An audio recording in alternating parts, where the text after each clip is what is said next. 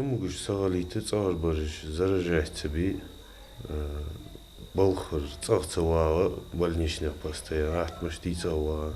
Что такое грипп и ОРВИ, Тимур Горокоев уже и не помнит. Традиционная прививка в октябре обеспечивает жителю селения Троицкое беспростудный год. Вакцину можно ввести во всех поликлиниках и амбулаториях Ингушетии. Сначала обязательный осмотр у дежурного врача или в кабинете профилактики. И если нет противопоказаний, колят. После того, как сделали вакцину, антитела появляются через примерно 2 недели. Вот. Желательно, чтобы на данный момент не было, прошло 2 недели, если у вас были какие-то простудные заболевания, не было обострения хронических заболеваний, таких как противопоказаний к этой вакцине особо нет,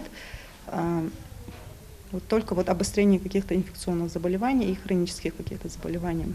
Через месяц организм полностью готов к противостоянию. Иммунитет сражается со штаммами гриппа, которые были в вакцине. В этот раз медики сделали ставку на совий грипп. Кстати, препараты отечественного производства уже успели зарекомендовать себя. Сейчас наблюдаются вспышки гриппа и ОРВИ. Бояться прививки не надо, это не больно.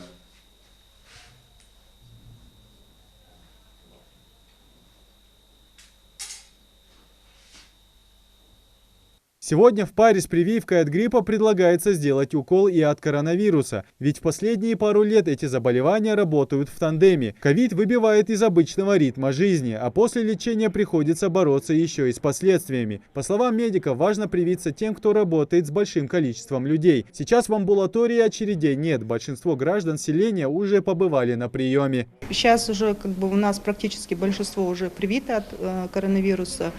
Но для желающих еще есть у нас Спутник Лайт вакцина однократная и Гамковид-Вак двукратная вакцина. Есть желающие, бывает, уже, конечно, поменьше, как раньше.